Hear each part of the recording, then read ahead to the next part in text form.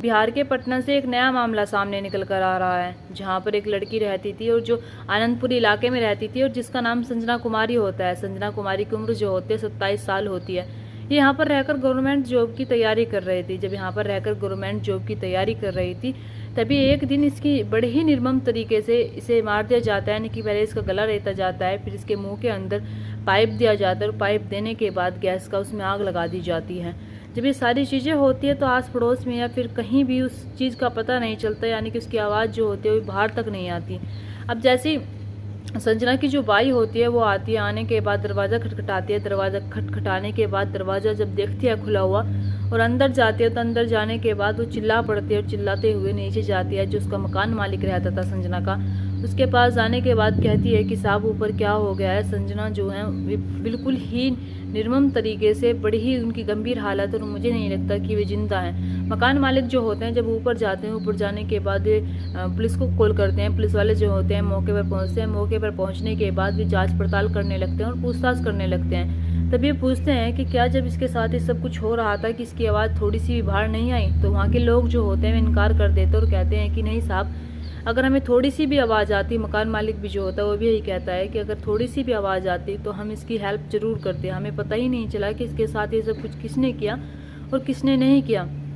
तभी पुलिस वाले जो होते हैं उसकी जांच पड़ताल करने लगते हैं और जिसने उसके साथ ये सब कुछ किया उसे ढूंढने में लग जाते हैं और महज 12 घंटे में उस कातिल को ढूंढ निकालते हैं। और उस कातिल का नाम सुनकर आप हैरान हो जाएंगे और उसने ये सब कुछ क्यों किया आप ये सोचकर हैरान हो जाएंगे। किसी की मानसिक स्थिति इतनी ख़राब कैसे हो सकती है और कोई कैसे ऐसे जान ले सकता है। चले तो जानते हैं इस घटना में क्या होता है। नमस्कार, आदाब, सत श्री अकाल, हर हर महादेव। मेरा नाम रूपा है और आज की ये घटना है 15 मई सन 2025 की। और ये जो लड़की होती है संजना कुमारी, ये बिहार प्रदेश का एक ज़िला लगता है मुजफ्फरपुर, यहीं की रहने वाली होती है। ये अपने घर से दूर आकर जो आनंदपुरी जगह होती है, यानी कि जगह होती है, कॉलोनी होती है, यहाँ पर रहकर गवर्नमेंट की जॉब की तैयारी कर रही थी। जब यहाँ पर रहकर अपने परिवार से अलग गवर्नमेंट की जॉब की तैयारी कर रही थी तभी 15 मई सन 2025 को इसके साथ ना जाने कौन ऐसा कर जाता है कि इसकी बड़े ही निर्मम तरीके से हत्या कर जाता है। हत्या करने के बाद जब इसकी बाई घर आती है, घर आने के बाद वो सारा नज़ारा देखती है, मकान मालिक को बताती है तो मकान मालिक जो होता है पुलिस वालों को बताता है। पुलिस वाले मौके पर पहुँचते हैं। मौके पर पहुँचने के बाद जैसे वहाँ पूछताछ करने लगते हैं तो वहाँ पर कोई भी नहीं बताता और किसी को कुछ पता ही नहीं चलता कि संजना के साथ हुआ तो हुआ क्या है। उसकी उम्र अभी महज 27 साल होती है। संजना को पुलिस वाले जो होते हैं पोस्टमार्टम के लिए भेज देते हैं। पोस्टमार्टम के लिए भेज देने के बाद अब उसके कमरे की तलाशी करने लगते हैं। जब कमरे की तलाशी करते हैं तो देखते हैं कि वहाँ पर से शायद कुछ चीज़ें गायब हुई थी। अब पुलिस वाले जो होते हैं वे देखते हैं कि यहाँ पर कैमरे भी लगे हुए हैं। तभी उस कैमरे की सीसीटीवी फ़ोटोज़ निकलवाते हैं। फ़ोटोज़ निकलवाने के बाद उसमें एक लड़का दिखाई देता है जो आपको साइड में दिखाई दे रहा होगा। तभी जब उसे दिखाई देता है तो पुलिस वाले जो होते हैं उसके बारे में आस पड़ोस में पूछने लगते हैं। तभी मकान मालिक जो होता है वो कहता है कि हाँ साहब, ये आता ज़रूर था, ये संजना का रिश्तेदार था, ये हफ्ते में एक बार आ जाया करता था। अब पुलिस वालों के लिए सबसे ज़्यादा ज़रूरी था उस इंसान का जानना, लेकिन पुलिस वाले उसके बारे में कुछ नहीं जानते थे। सिर्फ उसका सीसीटीवी फ़ोटोज़ था और वो भी धुंधला चमक रहा था। पुलिस वाले जो होते हैं उसके अब घर वालों को इन्फॉर्म कर दिया जाता है। घर वाले जो होते हैं मौके पर पहुँचते हैं। मौके पर पहुँचने के बाद इस लड़की का जो भाई होता है वो ट्रेनिंग दरोगा होता है, यानी कि वो दरोगा की ट्रेनिंग कर रहा होता है। सिर्फ 1 महीना ही हुआ तो उसे गए हुए। अब जब उसे घर वालों से पूछा जाता है, घर वालों को फ़ोटो दिखाया जाता है तो वे भी इनकार कर देते हैं क्योंकि फ़ोटो साफ नहीं चमक रहा था। वे कहते हैं कि हम नहीं जानते। अब पुलिस वाले सोचने लगते हैं कि आखिरकार ये सब किसने किया होगा। तो घर वाले कहते हैं कि हमारी बेटी किसी से दुश्मनी नहीं थी। घर वाले भी ये कह देते हैं कि हमें नहीं पता इसके साथ ये सब कुछ किसने किया होगा। अब पुलिस वालों के लिए सबसे ज़्यादा ज़रूरी हो जाता है वो लड़का जानना जो सीसीटीवी फ़ोटोज़ में चमकता है। तभी पुलिस वाले जो होते हैं संजना का जो कॉल डिटेल होते हैं वो निकलवाते हैं और लास्ट बार किससे बात की थी वो आता है। तो लास्ट बार जिससे बात की थी उसमें निकल कर आता है कि उसने लास्ट बार सूरज से बात की थी। उसने जब लास्ट बार सूरज से बात की थी तभी सूरज के बारे में पता लगाने की कोशिश करते हैं। जब सूरज के बारे में पता लगता है तो पता लगता है कि सूरज जो होता है वो बिहार प्रदेश का जो ज़िला है मुजफ्फरपुर, वो वहाँ का ही रहने वाला है, यानी कि जहाँ की संजना रहने वाली होती है वहाँ का ही वो सूरज रहने वाला होता है। तभी पुलिस वाले जो होते हैं उसके घर जाने का प्लान करते हैं, लेकिन तभी पुलिस वाले जो होते हैं वे कहते हैं कि एक टीम हमारी संजना के घर पर जाएगी और एक टीम हमारी सूरज के घर पर जाएगी, वहाँ पर जाकर पूछताछ करेगी। अब पुलिस वाले जो होते हैं वे टीम बनाकर अपना टीम का गठन कर एक एक के घर पहुँच जाते हैं। घर पहुँचने के बाद जब वे सूरज के घर पर पूछताछ करते हैं तो सूरज के घर वाले भी कुछ नहीं बताते हैं। इधर जो लड़की के घर वाले होते हैं वे भी कुछ नहीं बताते हैं। लेकिन बताने के लिए सब तैयार भी हो जाते हैं, लेकिन कैमरे के सामने आने को कोई तैयार नहीं होता। तभी पता चलता है कि सूरज की शादी आज से 2 महीने पहले हो गई थी। यानी कि सूरज की शादी 2 महीने पहले हो गई थी और सूरज और जो ये सजना होते हैं, दोनों जो होते हैं छठी क्लास यानी कि 6th क्लास से एक दूसरे से प्यार करते थे, एक दूसरे के साथ ये रहे हैं और ये एक दूसरे के साथ इन्होंने ग्रेजुएशन की है। यानी कि एक दूसरे से ये इतना प्यार करते थे कि एक दूसरे के साथ ही रहते थे। ये बातें उन्हें अलग से पता चलती है। जब अलग से ये बातें पता चलती है तो पुलिस वाले जो होते हैं सोचने लगते हैं कि प्यार अपनी जगह है, प्यार ठीक है। सूरज की शादी हो गई थी, लेकिन सूरज ने संजना को मारा तो मारा क्यों? अब पुलिस वाले जो होते हैं उसकी तलाश में लग जाते हैं। यानी कि उसका जो फ़ोन नंबर होता है वो सर्वेलांसर पर डाल देते हैं। डालने के बाद सूरज की लोकेशन मिल जाती है। वो वैशाली में रह रहा होता है। वैशाली से पुलिस वाले जो होते हैं उसे गिरफ्तार करते हैं। यानी कि 16 मई सन 2025 को उसे गिरफ्तार कर लिया जाता है। गिरफ्तार कर लेने के बाद अब उससे पूछताछ की जाती है तो सूरज जो होता है वो कहता है कि नहीं साहब, मैंने संजना के साथ कुछ नहीं किया है और मैं उससे मिलने ज़रूर गया था। उसने मुझे बुलाया था कि मैं तुमसे मिलना चाहती हूँ, लेकिन जैसे ही मैं उसके घर पर पहुँचता हूँ तो घर पर जाने के बाद देखता हूँ कि उसकी हालत जो है पहले से ही बेकार हुई हुई है। यानी कि उसके साथ वो सब कुछ पहले से ही हुआ था, वो उस दुनिया में पहले से ही नहीं थी। जब मैं ये सारी चीज़ें देखता हूँ तो मैं वहाँ से भाग कर आ जाता हूँ और मैं सोचने लगता हूँ कि अगर मैं यहाँ पर रुका तो मेरे ही नाम सब कुछ लग जाएगा। मैंने ऐसा कुछ नहीं किया और मैं इसलिए ही अपने घर से भाग रहा था। अब पुलिस वाले जो होते हैं वे घर से पहले ही पूछताछ करके आए थे। यानी कि उसकी पत्नी से पूछते हैं तो उसकी पत्नी भी कहती है कि हमें नहीं पता सूरज ने ऐसा क्यों किया।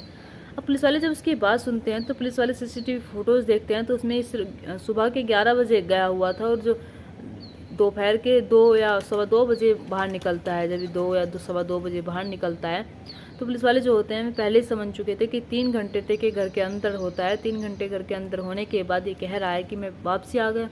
पुलिस वाले जो होते हैं उसकी खातिरदारी करते हैं। खातिरदारी कर लेने के बाद जब उस पर कड़ा दबाव बनाते हैं, दबाव बनाने के बाद सूरज जो होता है टूट जाता है। टूट जाने के बाद एक ऐसी कहानी सुनाता है जिस कहानी को सुनकर पुलिस वाले खुद यकीन नहीं कर रहे थे, जिस कहानी को सुनकर उसकी पत्नी यकीन नहीं करती, उसके परिवार वाले यकीन नहीं करते कि आखिरकार हमारा बेटा भी ऐसा कर सकता है। सूरज जो होता है वो बताता है कि मैं संजना से 6th क्लास से प्यार करता था और मैं उससे बहुत प्यार करता था और मैं इतना प्यार करता था कि मैं उसके साथ रहना चाहता था। लेकिन संजना जो होती है मुझसे पढ़ने में आगे निकल जाती है। यानी कि वो पढ़ने लिखने में बहुत अच्छी होती है और मैं पढ़ने लिखने में इतना अच्छा नहीं होता हूँ। तभी हम दोनों जो होते हैं एक दूसरे के साथ ग्रेजुएशन भी करते हैं। एक दूसरे से इतना प्यार करते थे कि हमारे बीच फिजिकल रिलेशनशिप भी बने हुए हैं। हम दोनों एक दूसरे के साथ रहते थे, घूमते थे, फिरते थे। अब जैसे हमारी ग्रेजुएशन कंप्लीट हो जाती है तो संजना जो होती है वो मुझसे आगे निकल जाती है और मैं वहीं पर रह जाता हूँ। मैं एक डॉक्टर यानी कि दवाई की दुकान में काम करता हूँ। संजना जो होती है गवर्नमेंट की जॉब के लिए उसके घर वाले उसे पटना भेज देते हैं। वहाँ पर भेजने के बाद जब संजना वहाँ चली जाती है और वो पढ़ने में वाकई में इतनी होशियार होती है कि उसने एक एग्ज़ाम क्लियर भी कर लिया था। उसकी 1 महीने बाद ट्रेनिंग होती है। संजना जो होती है वो पढ़ने लिखने में वाकई में बहुत अच्छी होती है।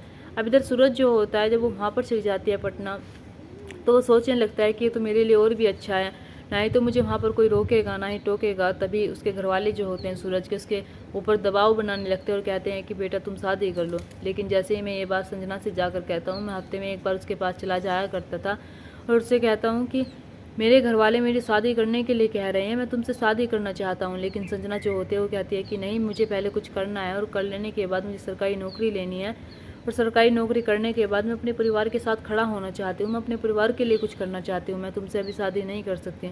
जब वो मुझसे बात कहती है और मेरे परिवार का लगातार घर पर प्रेशर बना हुआ होता है शादी का, तो मैं उससे बार बार कहता हूँ कि तुम मुझसे शादी कर लो। लेकिन संजना जो होती है वो कहती है कि नहीं, मैं तुमसे बहुत प्यार करती हूँ लेकिन मैं शादी नहीं कर सकती अभी। जब वो ये बात कहती है मुझसे, लेकिन घर वालों के दबाव में आने के बाद मैं मार्च सन 2025 में शादी कर लेते हैं। यानी कि 21 मार्च सन 2025 में शादी कर लेने के बाद मेरी शादी को भी 2 महीने हुए हैं। ये बात संजना को पता चल जाती है। जब संजना को पता चल जाती है तो वो कहती है कि तुम्हारी शादी हो गई है, अब तुम्हें मेरे साथ नहीं रहना चाहिए और मैं तुम्हारे साथ नहीं रहना चाहती।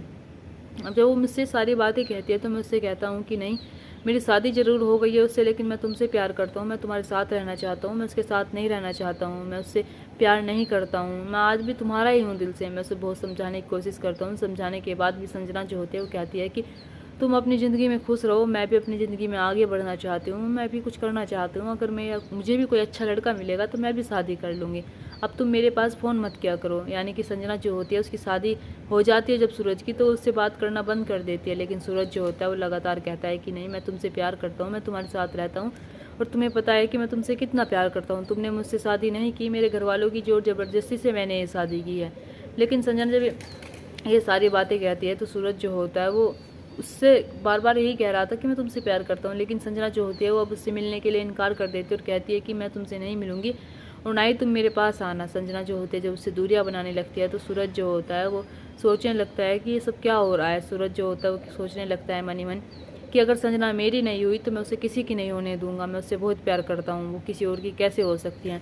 तभी सूरज जो होता है उसे यानी कि 15 मई सन 2025 को कॉल करता है और कहता है, नहीं ये कॉल तो पहले ही करता है, सॉरी इस दिन फ़ोन नहीं करता, उसे पहले ही फ़ोन करता है और कहता है कि मैं तुमसे सिर्फ लास्ट बार मिलना चाहता हूँ, मैं तुमसे बहुत प्यार करता हूँ, मैं लास्ट बार मिलूंगा और उसके बाद कभी नहीं मिलूंगा।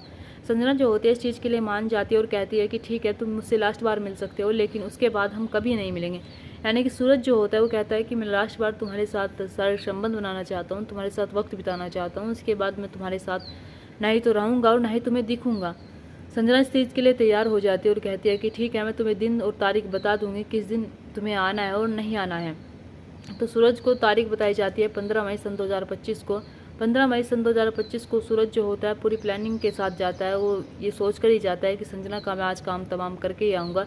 जब उसके घर जाता है, घर जाने के बाद वो सब कुछ पहले से ही तैयार करके जाता है। घर जाने के बाद ये दोनों जो होते हैं पहले तो एक दूसरे के साथ शारीरिक संबंध बनाते हैं। शारीरिक संबंध बनाने के बाद जैसे ही सूरज को मौका मिलता है वो पहले एकदम यानी कि इसे पता भी नहीं चलता, वो एकदम उसका गला रेत देता है। जब गला रेत देता है तो जिसकी संजना की आवाज़ होती है वो बाहर तक नहीं जा पाती, यानी कि बाहर तक उसकी आवाज़ बिल्कुल भी नहीं जा पाती।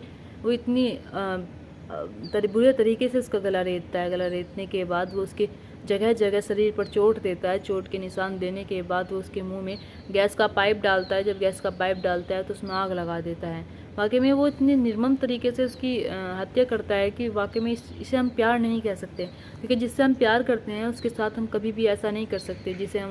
जिसके साथ हम रहना चाहते हैं उसके साथ हम इतनी बुरा कभी नहीं कर सकते हैं। प्यार का मतलब ये नहीं होता कि हम हासिल कर ले, प्यार का मतलब ये होता है कि अगर वो किसी और के साथ खुश है तो उसे छोड़ दिया जाए। लेकिन यहाँ सूरज जो होता है उसकी मानसिक स्थिति इतनी ख़राब हो जाती है कि पहले तो वो शादी कर लेता है, शादी कर लेने के बाद भी वो संजना के पीछे पड़ा हुआ होता है। संजना जो होती है बहुत ही समझदार लड़की होती है, पढ़ने लिखने में बहुत होनहार होती है, तभी तो वो सरकारी नौकरी भी हासिल कर लेती है। उसका भाई जो होता है वो दरोगा की ट्रेनिंग ले रहा होता है। उसके परिवार वालों को जब ये बात पता चलती है और सूरज के परिवार वालों को ये बात पता चलती है तो सूरज के बारे में ये सोचकर कोई समझ ही नहीं पा रहा था कि सूरज भी ऐसा कर सकता है। तभी ये जो पुलिस वाले होते हैं कहते हैं कि तुमने क्या हासिल कर लिया उसे मारने के बाद, तुम्हें तो ना संजना हासिल हुई और ना ही अब तुम्हें तुम्हारी पत्नी हासिल होगी। अब तुम पूरी ज़िंदगी जेल में सड़ोगे और पूरी ज़िंदगी जेल में रहोगे और जेल से कभी बाहर नहीं आ पाओगे। पुलिस वाले जो होते हैं उस पर FIR करते हैं। FIR मुकदमा दर्ज करने के बाद उसे भेज देते हैं और वो कहते हैं कि हम इसे चाहेंगे कि ऐसी सज़ा मिले जिससे कि कभी बाहर ना आ पाए।